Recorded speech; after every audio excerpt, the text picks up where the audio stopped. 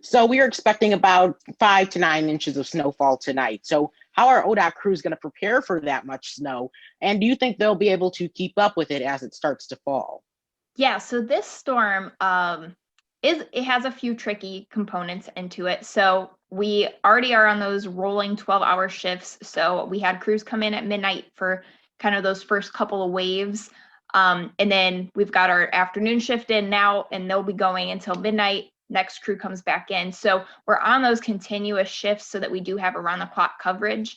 But this evening, looking at the rate at which the snow is supposed to fall and accumulate, it is going to be a lot for the trucks to handle. So they are going to be out there, plowing and using rock salt. But one of the things is, even after the truck goes through, the road's going to have snow on it because it's snowing so quickly. So that is something that is a challenge for our crews. Another challenge is obviously these frigid temperatures. So that affects how they're operating and what they're doing. And then this storm also has winds expected with it. So we do anticipate drifting. So even as the crews are plowing, if the wind comes, it could very easily blow the snow back onto the road. So there's a few tricky components as part of this storm, but it is something that, this is what we do. So this is what we're going to work through. So our crews are going to be out there. They're going to be working those 12-hour shifts, clearing the roads throughout the storm, and then afterward as well. Many people have been asking this because they've been out ahead of the storm. Pre-treatment has been done before snow has begun to fall. With this storm, we did not pre-treat. We've had a few recent storms, so there was still salt residue on the roadways. So we did not pre-treat ahead of this one because essentially the other storms were that. Accumulation is supposed to start a little bit early in the morning. So do you think that with the crews that are working these 12-hour shifts, do you think that the roads will be passable or safe once the accumulation stops in the morning? Yeah, so whenever we are working through a storm that is accumulating this quickly, our slogan is passable, not perfect. Obviously the road is not going to be snow-free completely, but there will be one lane at least that has been plowed and is passable.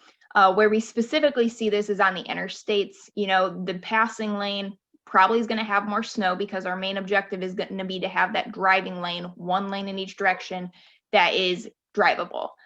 So, after we get to that, and, once it starts slowing down the rate that it is accumulating, then we'll start addressing, multiple lanes. But passable, not perfect during the storm. And then we're going to keep working even after the storm to make sure that we do get the roads perfectly cleared, and that the snow is pushed back far enough that the next storm we are able to address as well. Usually rural roads tend to be the last to be treated during these snow events because they're not really high priority and not many people travel them. So with all these snow drifts that are expected, what is your advice to drivers if they are forced to take a rural route during this snowstorm? Yeah, so ODOT, we maintain the state and federal routes. So obviously that's like the interstate system, but it also includes a lot of state and federal routes that are more rural. So on those, we'll see a lot of drifting. People that drive them often, they know what sections of road. As soon as I said drifting, they're thinking that's my route. So in those situations, we are going to see drifting, especially the rural areas where there's not things to break up the wind. So we are going to be working on, kind of the higher traveled routes, the interstates, but we are working on those rural routes just as much, just as often. Rebecca and Dangelo of ODOT, thank you so much for your time. Thanks, Jaden.